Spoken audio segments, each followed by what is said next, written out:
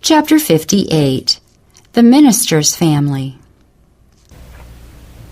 God designs that in his home life, the teacher of the Bible shall be an exemplification of the truths that he teaches.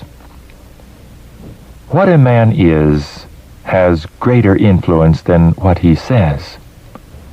Piety in the daily life will give power to the public testimony. Patience, consistency, and love will make an impression on hearts that sermons fail to reach. If properly carried on, the training of the children of a minister will illustrate the lessons he gives in the desk. But if by the wrong education he has given his children, a minister shows his incapacity to govern and to control, he needs to learn that God requires him to properly discipline the children given him before he can do his duty as shepherd of the flock of God. The minister's duties lie around him nigh and afar off, but his first duty is to his children.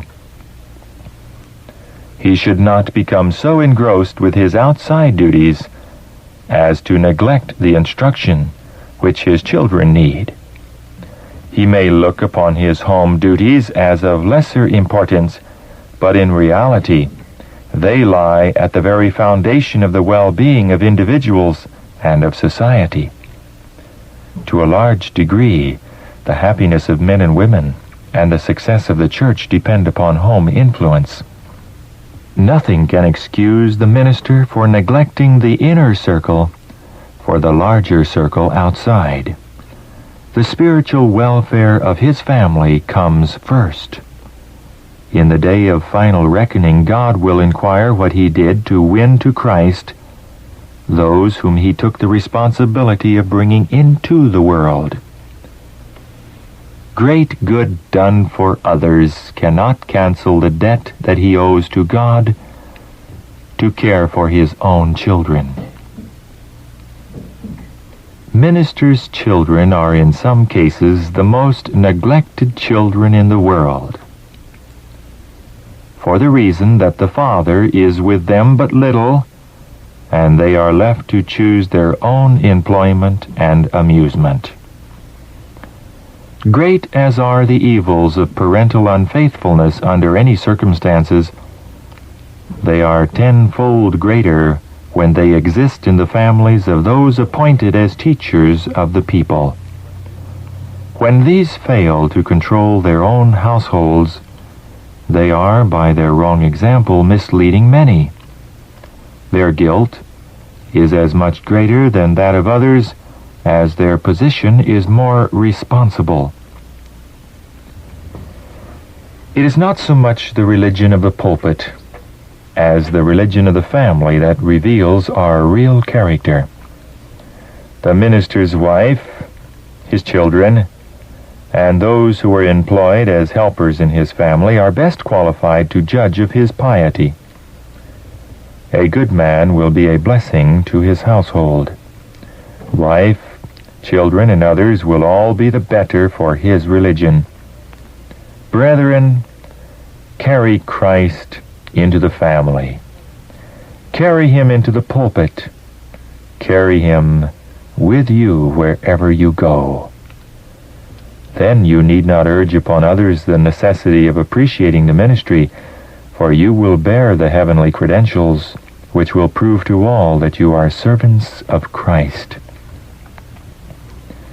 The minister's wife, a helper or a hindrance. When a man accepts the responsibilities of a minister, he claims to be the mouthpiece for God, to take the words from the mouth of God and give them to the people. How closely, then, he should keep at the side of the great shepherd. How humbly he should walk before God, keeping self out of sight and exalting Christ. And how important it is that the character of his wife be after the Bible pattern, and that his children be in subjection with all gravity. The wife of a minister of the gospel can either be a most successful helper and a great blessing to her husband, or a hindrance to him in his work. It depends very much on the wife whether a minister will rise from day to day in his sphere of usefulness, or whether he will sink to the ordinary level. I saw that the wives of the ministers should help their husbands in their labors, and be exact and careful what influence they exert, for they are watched, and more is expected of them than of others. Their dress should be an example. Their lives and conversation should be an example, savoring of life rather than of death. I saw that they should take a humble, meek, yet exalted stand, not having their conversation upon things that do not tend to direct the mind heavenward. The great inquiry should be, how can I save my own soul and be the means of saving others?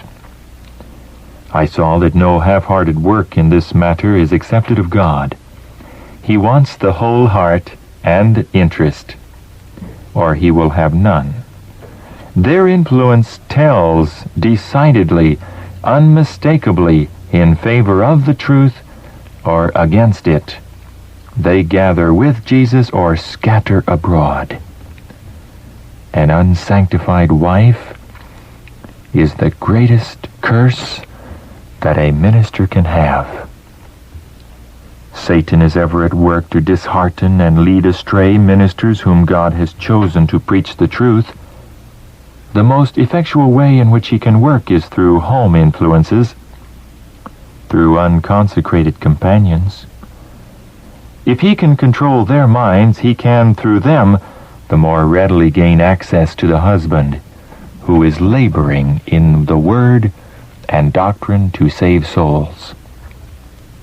Satan has had much to do with controlling the labors of the ministers through the influence of selfish, ease-loving companions.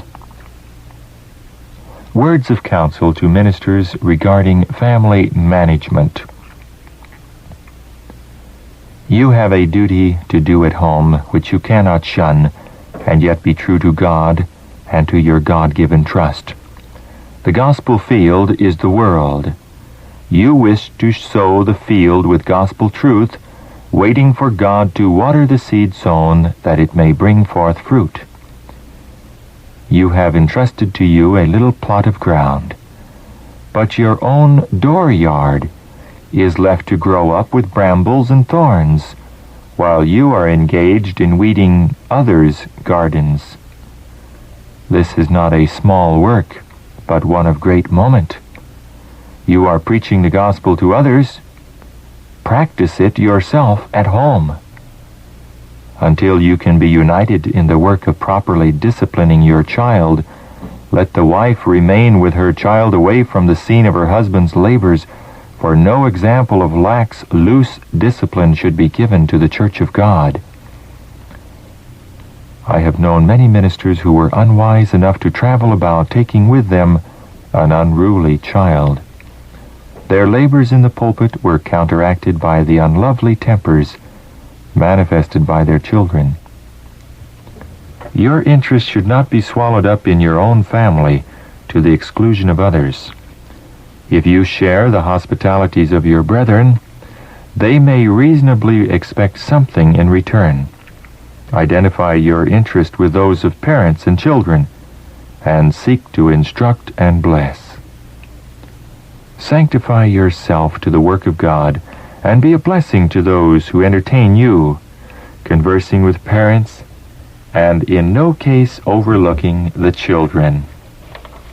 Do not feel that your own little one is more precious in the sight of God than other children. An appeal to a minister's wayward son. Your father is a minister of the gospel, and Satan works most zealously to lead the children of ministers to dishonor their parents. If possible, he will bring them into captivity to his will, and imbue them with his evil propensities? Will you allow Satan to work through you to destroy the hope and comfort of your parents? Will they be obliged to look upon you with continual sadness because you give yourself into Satan's control? Will you leave them to the discouragement of thinking that they have brought up children who refuse to be instructed by them, who follow their own inclinations, whatever happens? You have good impulses, and you awaken hope and expectation in the minds of your parents. But so far, you have been powerless to resist temptation, and Satan exalts in your readiness to do just as he wills. Often you make statements which inspire your parents with hope, but just as often you fail because you will not resist the enemy. You cannot know how it pains your father and mother when you are found on Satan's side. Many times you say, "I cannot do this," and "I cannot do that," when you know that the things you say you cannot do are right for you to do. You can fight against the enemy, not in your own strength, but in the strength God is ever ready to give you. Trusting in his word, you will never say, "I can't." I appeal to you in the name of the Lord to turn before it is too late. Because you are the son of parents who are co-workers with God, you are supposed to be a well-disposed boy, but often, by your waywardness, you dishonor your father and mother and counteract the work they are trying to do. Has not your mother sufficient to oppress and crush her spirits without your waywardness? Will you still pursue such a course of action that your father's heart will be weighed down with grief? Is it a pleasure for you to have all heaven looking upon you with displeasure? Is it a satisfaction for you to place yourself in the ranks of the enemy to be ordered and controlled by him? Oh, that now, while it is called today, you would turn to the Lord. Your every deed is making you either better or worse. If your actions are on Satan's side, they leave behind them an influence that continues to work its baleful results. Only the pure, the clean, and the holy can enter the city of God. Today, if you will hear his voice, harden not your hearts, but turn to the Lord, that the path you travel may not leave desolation in its track. Minister to treat children with kindness and courtesy. Let the kindness and courtesy of the minister be seen in his treatment of children. He should ever bear in mind that they are miniature men and women, younger members of the Lord's family. These may be very near and dear to the Master, and if properly instructed and disciplined, will do service for him even in their youth. Christ is grieved with every harsh, severe, and inconsiderate word spoken to children. Their rights are not always respected, and they are frequently treated as though they had not an individual character which needs to be properly developed, that it may not be warped and the purpose of God in their lives prove a failure. Let the church take a special care of the lambs of the flock, exerting every influence in their power to win the love of the children and to bind them to the truth. Ministers and church members should second the efforts of parents to lead the children into safe paths. The Lord is calling for the youth, for he would make them his helpers to do good service under his banner.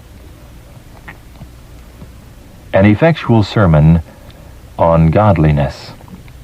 The minister should instruct the people upon the government of children, and his own children should be examples of proper subjection. There should exist in the minister's family a unity that will preach an effectual sermon on practical godliness. As the minister and his wife faithfully do their duty in the home, restraining, correcting, advising, counseling, guiding, they are becoming better fitted to labor in the church and are multiplying agencies for the accomplishment of God's work outside the home. The members of the family become members of the family above and are a power for good, exerting a far-reaching influence.